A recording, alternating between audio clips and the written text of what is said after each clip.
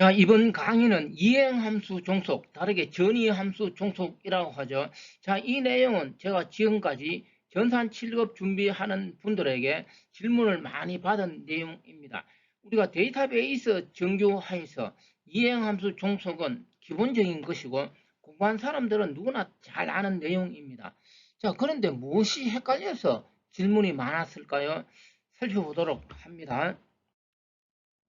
자, 먼저 이행함수 종속에 대해서 다시 한번 더 간단히 짚고 넘어가면은 우리가 데이터베이스 릴레이션에서 A를 알면 B를 알 수 있고 B를 알면 C를 알 수 있을 때 A로서 C를 추론할 수 있을 때 우리는 이행함수 종속 또는 전이함수 종속 너무나 잘 알고 있는 내용입니다. 자, 여기 예를 들었습니다. 우리가 학번을 알 때 무엇을 학과를 알 수 있고 학과를 알 때 등록금을 알 수 있다. 너무나 많이 예로 드는 내용입니다.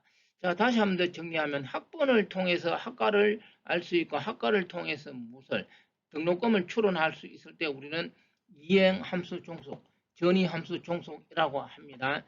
자, 다시 한번 더 정리하면 이런 이행함수 종속이 아닐 때 우리는 무엇이라고 할까요? 제3전경이라고 하는 것이죠. 데이터베이스 관련 시험에 너무나 많이 지금까지 거론되는 내용입니다. 자, 그렇다면 무엇이 헷갈릴까요? 바로 아래 예를 들었습니다. 먼저 이행함수 종속인 경우를 예를 들면 똑같은 내용 A를 알면 무엇을 B를 알 수 있고 B를 이용해서 무엇을 C를 추론할 수 있을 때 이행함수 종속입니다. 그러면 이행함수 종속이 아닌 경우는 어떤 경우일까요? 비슷하면서 바로 이 아래에 있는 그림은 위에 있는 그림과 차이가 뭐냐? 여기 바로 하살표가 있다라는 것이죠. 자, 위에 있는 것과 아래에 있는 것의 차이는 바로 이 BQ로서 뭐를 추론할 수 있다는 것이죠. A를 거꾸로 이렇게 추론할 수 있는 경우가 되는 것이죠. 이런 것이 있을 때는 무엇이 될 수 없느냐? 이렇게 한 단계 건너가 있지만 무엇이 아니냐라는 것이죠. 이행함수 종속이 아니다라는 것입니다. 자, 그러면 여기서 정리할 게 무엇이냐면 바로 이 B가 어떤 역할을 하느냐라는 것인데 바로 이 그림에서 B는 후보키가 아니다라는 것이고 아래의 그림에서는 B가 무엇이라는 것이죠? 후보키가 된다라는 것입니다. 바로 이 B가 후보키, 다르게는 기본키가 되겠죠. 후보키냐 후보키가 아니냐에 따라서 어떻게 될까요? 이행함수 종속이 되고 안 되고의 차이입니다. 이 내용을 지금까지 헷갈린다라면서 질문을 많이 받았습니다. 바로 그림으로 그렸을 때는 이 하살표가 있느냐, 이 하살표가 없느냐 차이로 이행함수 종속이 되고 안 되고의 차이입니다. 자, 좀 더 정리하면은 바로 이의 그림에서는 A만 후보키가 될 수 있다라는 것이고 밑에 그림에서는 뭐냐 A하고 B가 동시에 후보키라는 것이죠. 자, 그럼 우리가 데이터베이스 시험에서 릴레이션 주어지고 후보키 찾기 문제는 전산 7급과 9급에서 출제되고 있죠. 그래서 좀 더 살펴보도록 합니다. 자, 예를 들어서 하나 설명하는데, 자, 이 주어진 그림은 전산 7급 데이터베이스 시험에서 상당히 많이 나타나는 그림 구조가 되는 것입니다. 자, 주어진 그림에서 이 A를 기준으로 B의 관계하고 이 A를 기준으로 D의 관계에서 살펴보면은 바로 A를 알면 B를 알 수 있는데 거꾸로 어떻게 될까요? B를 알면 A를 알 수 있다라는 이 하살표가 있는 것이죠.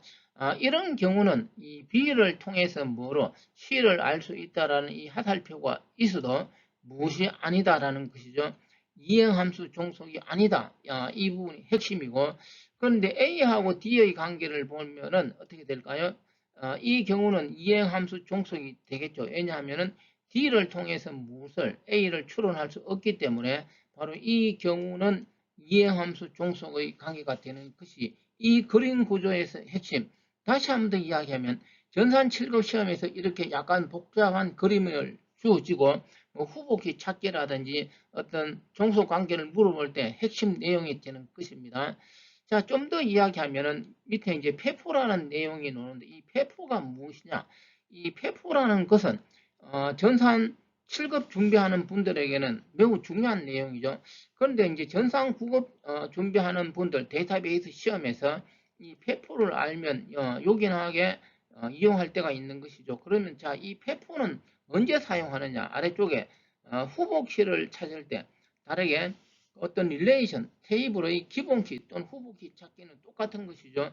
그 문제에서 우리는 무엇을 이 페포를 이용해서 쉽게 찾을 수 있다라는 것인데 페포 말고 또 무엇을 추론 규칙을 이용해서 찾을 수도 있죠. 그런데 이 추론 규칙을 이용하면 저는 상당히 어렵다라고 생각합니다. 그래서 후보키 또는 기본키 찾을 때는 반드시 이 페포를 이용해서 찾을 수 있도록 하시기 바랍니다. 자, 그러면 페포 그러니까 좀 이상한데 이 페포가 어떻게 후보키를 찾는데 뭐냐라는 거죠. 바로 이 페포는 어떤 키가 주어졌을 때 그 키로부터 추론할 수 있는 모든 속성의 집합을 뭐라고 하느냐 페포라고 하는데 표현할 때 x의 페포는 여기 x 첨자로 더하기 이렇게 표현합니다. 자, 이 페포 찾는 것도 추론 규칙을 이용하면 어렵다라고 할 수 있지만 이 그림을 이용하면 쉽게 찾을 수 있으니까 전산 구급만 준비하는 분들도 한번 보시기 바랍니다. 자, 이렇게 하면 되는 거죠. 먼저 이 AA 페포를 찾기 위해서는 어떻게 하냐면 여기 적어 두었습니다. AA 페포, A 플러스 이렇게 쓰죠. 이 하살표를 따라가면 되는 것이죠. 이 A에서 이 하살표를 따라가니까 B를 따라가니까 나왔습니다. 그러면 A를 이용해서 B를 알 수 있다는 거죠. 그럼 이제 B에서 또 하살표를 따라가니까 어떻게 되죠? C가 나타났습니다. 역시 C를 추론할 수 있다라는 것이고 역시 B를 통해서 이렇게도 D를 추론할 수도 있지만 바로 A에서 어떻게 이렇게도 D를 추론할 수 있는 거죠. 자, 이 그림에서 하살표를 따라가면서 나타나는 것은 추론할 수 있다. 다시 말하면 알 수 있다라는 것입니다. 해서 여기 적어둔 AA 페포는 뭐냐라는 거죠. 화살표 따라가면서 만나는 거 여기 다 적으면 되는 것이죠. 자, 그러면 이제 B의 페포를 한번 찾아볼까요? B의 페포는 B를 기준으로 이 하살표를 따라가면 되겠죠. B에서 어떻게 C로 하살표가 있고 역시 B에서 어디로 A로도 하살표가 있으니까 알 수 있다라는 것이죠. 그래서 이 B를 갖고서도 어떻게 될까요? 주어진 릴레이션의 모든 속성을 다 알 수 있다라는 거죠. 해서 주어진 이 그림에서 AA 페포하고 BA 페포는 동일하다라는 것이죠. 그랬을 때 우리가 릴레이션에서 그 후보키는 무엇이 기본키 다시 말하면 무엇이 후보키가 될 수 있을까요? 주어진 릴레이션의 속성을 다 알 수 있을 때 후보키 또는 기본키가 될 수 있는 것이죠. 해서 주어진 이 그림에서 기본키, 후보키가 될 수 있는 것은 A 또는 뭐가 될 수 있는 것이죠? B가 될 수 있다라는 것입니다. 자, 다시 한번 더 이렇게 후보키 찾기를 정리하고 이행함수 종속인 관계에서 자, A를 알면 B, B를 알면 C, 그리고 A를 알면 C를 알 수 있을 때 바로 이때 B를 알면 L을 알 수 있다. 이 함수 종속 관계가 있으면 이때 B도 무엇이 될 수 있다라는 거죠. 기본키가 될 수 있기 때문에 이런 경우는 이행함수 종속이 아니다라는 게 핵심입니다. 자, 알고 나면 아무것도 아닌 내용을 제가 지금까지 질문을 많이 받았습니다. 자, 이번 강의는 여기까지입니다.